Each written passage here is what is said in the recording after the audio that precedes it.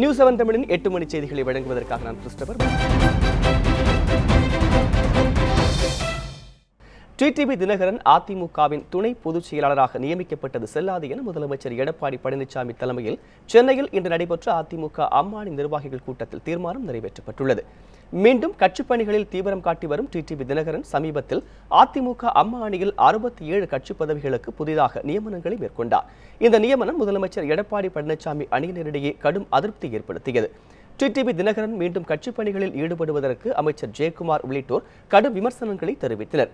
இந்நிலையில் இதுகுறித்து விவாதிப்பதற்காக சென்னை ராயப்பேட்டையில் உள்ள அதிமுக தலைமை அலுவலகத்தில் முதலமைச்சர் எடப்பாடி பழனிசாமி தலைமையில் அதிமுக அம்மாணி நிர்வாகிகள் கூட்டம் நடைபெற்றது. இதில் கட்சியின் துணை பொதுச் செயலாளராக டிடிவி தினகரன் நியமிக்கப்பட்டது சட்டவிரோதமானது என்றும் அவரால் நியமிக்கப்பட்ட நியமனங்கள் எதுவும் செல்லாது என்றும் தீர்மானம் நிறைவேற்றப்பட்டது. கடந்த பிப்ரவரி மாதம் 14ஆம் தேதி கட்சியில் மீண்டும் இணைக்கப்பட்ட டிடிவி தினகரன் மறுநாளே கட்சியின் துணை பொதுச் செயலாளராக நியமிக்கப்பட்டது சட்டவிரோதம் என்றும் தீர்மானத்தில் கூறப்பட்டுள்ளது. மேலும் பொதுச் செயலாளர் நியமனம் தொடர்பாக பி.கே. சசிகலாவிற்கு பதிலாக டிடிவி தினகரன் அளித்த பதிலை தேர்தல் ஆணையம் நிராகரித்ததும் தீர்மானத்தில் குறிப்பிடப்பட்டுள்ளது. மறைந்த முன்னாள் முதல்வர் ஜெயலலிதாவின் இடத்தில் யாரையும் வைத்து பார்க்க தொண்டர்கள் விரும்ப மாட்டார்கள் என்றும் அந்த தீர்மானத்தில் குறிப்பிடப்பட்டுள்ளது.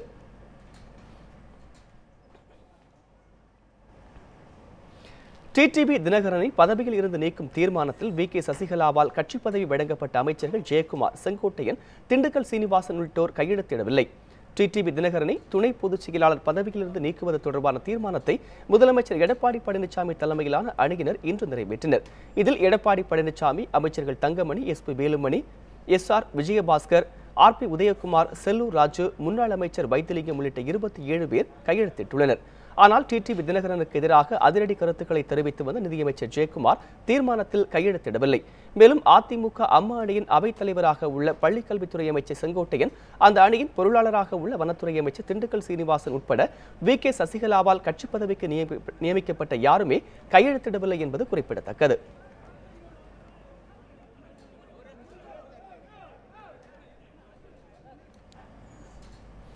கட்சி விரோத நடவடிக்கைகளில் ஈடுபட்டால் முதலமைச்சர் எடப்பாடி பழனிசாமி உள்ளிட்டோர் மீது கடும் நடவடிக்கை எடுக்கப்படும் என்று அதிமுக அம்மா அணியின் துணை பொதுச் செயலாளரான டிடிவி தினகரன் எச்சரித்துள்ளார்.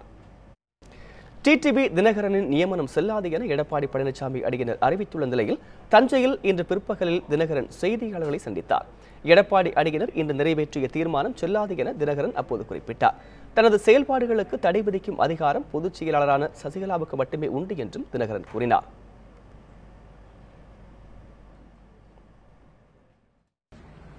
என்னை தடை போட்டு நிறுத்துகின்ற ஒரே அதிகாரம் மாண்புமிகு பொதுச்செயலாளர் அவர்களுக்கும் மாத்திரம்தான் இருக்கிறது. வேற எந்த ஒரு நபருக்கும், ஏனென்றால் என்னை பொதுச்செயலாளர் அவர்கள் தான் என்னை துணை பொதுச்செயலாளராக நியமனம் செய்திருக்கிறார்கள்.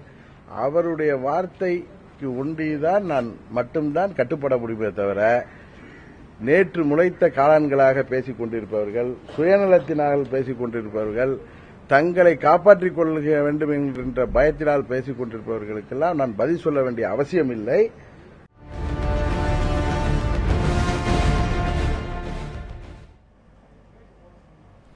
தேர்தல் ஆணைய பிரமாண பத்திரத்தில் துணை பொதுச் செயலாளராக தம்மை குறிப்பிட்டுவிட்டு தற்போது நியமனம் செல்லாது என அறிவித்திருப்பதை சுட்டிக்காட்டிய தினகரன், தீர்மானத்தின் நகலை தேர்தல் ஆணையத்திடம் அளித்து புகார் தெரிவித்தால் எடப்பாடி தலைமையிலான ஆட்சி பதவியெடுக்க நேரிடும் என்றார்.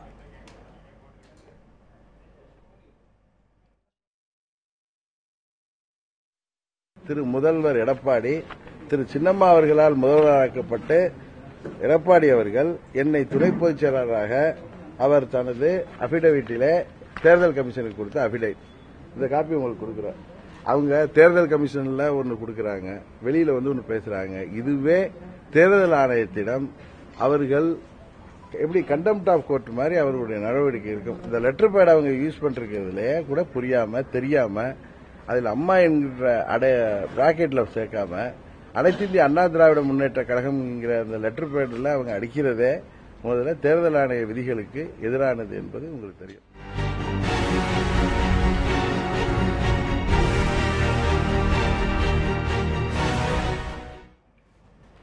கட்சி விரோத நடவடிக்கைகளில் ஈடுபட்டால் முதலமைச்சர் எடப்பாடி பழனிசாமி உள்ளிட்டோர் மீது கடும் நடவடிக்கை எடுக்கப்படும் என்றும், கட்சியின் வளர்ச்சிக்கு தேவைப்பட்டால் அறுவை சிகிச்சை செய்வேன் என்றும் டிடிவி தினகரன் எச்சரித்தார்.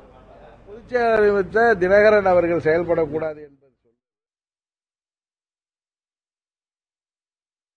தேர்தல் ஆணையத்திலே திரு தினகரன் அவர்கள் எங்களது துணை பொதுச் செயலாளர் என்று அபிடவிட் தாக்கல் செய்திருக்கிறார். சூழ்நிலை ஏற்பட்டால் அது யாராக இருந்தாலும் கழக விதிகளுக்கு கழகத்தின் வளர்ச்சிக்கு எதிராக செயல்பட்டு தங்களுக்கு பதவிகள் கொடுத்தவர்களை மறந்துவிட்டு சுயநலத்தோடு எதிரிகளுடன் கைகோர்த்துக் கொண்டு எப்படியாவது பதவியிலே ஒட்டிக் கொண்டிருந்தால் போதும் தம்மை முதல்வராக்கிய அல்லது அமைச்சர்களாக்கிய கட்சியின் பொதுச் செயலாளரையும் மற்றவர்களையும் நாம் தூக்கி எறிந்துவிட்டு எப்படியாவது இந்த பதவியிலே இருந்து கொள்ளலாம் என்று யார் நினைத்தாலும் அவர்கள் மீது உரிய நடவடிக்கை எடுக்கின்ற தைரியமும் மன வலிமையும் தொண்டர்களின் ஆதரவும் நிச்சயம் மாண்புமிகு அம்மா அவர்களின் இயக்கத்திலே அவரது வழிவந்த எங்களுக்கு இருக்கிறது என்பதை இந்த நேரத்திலே தெரிவிக்கிறேன்.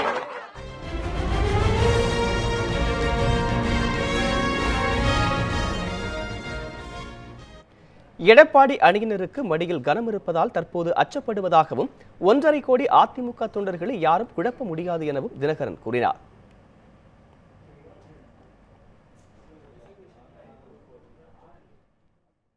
சில பேர் தங்களை சுதந்திரமாக இருக்க வேண்டும், தாங்கள் மடியிலே கனம் இருப்பதால் அவர்களுக்கு உள்ள பயத்தினால் அவர்கள் எங்களை ஒதுக்கி வைத்தால் சுதந்திரமாக செயல்படலாம். எல்லோரும் சேர்ந்து சின்னம்மா அவர்களை பொதுச்செயலாளர் தேர்ந்தெடுத்தவர்களே இன்றைக்கு அவர்களுடைய நியமனத்திலே அவர்கள் நியமனம் செல்லாது என்று இவர்களே பேசுகிறார்கள். அவருக்கு கொடுத்த அபிடேவிட் கொடுக்கிறார். இதே மாதிரி ஃபோர்ஜரியா டாக்குமெண்ட் ஃபைல் பண்ணிட்டு ஃபோர்ஜரியா பேசுற 420 நம்ம பதில் சொல்லிட்டு இருக்க முடியாது. எடப்பாடி அரசுக்கு ஆபத்து வரக்கூடாது என்ற எண்ணம் தமக்கு இருப்பதாக குறிப்பிட்ட டிடிவி தினகரன் தொண்டர்களின் விருப்பத்திற்கு ஏற்ப கட்சி பொதுக்கூட்டங்களில் பங்கேற்க உள்ளதாகவும் உறுதிபட தெரிவித்தார். அவர்கள் அமைத்த ஆட்சி யாரோ ஒரு சிலரின் சுயநலத்தால் தவறான நடவடிக்கைகளால் அந்த ஆட்சிக்கு ஆபத்து வரக்கூடாது என்று நினைக்கின்ற நல்ல உள்ளம் எனக்கு இன்றும் இருக்கிறது.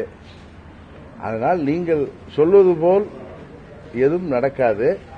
அதே நேரத்தில் தவறு செய்பவர்கள் திருந்துவார்கள் அல்லது அவர்களை திருத்தப்படுவார்கள்.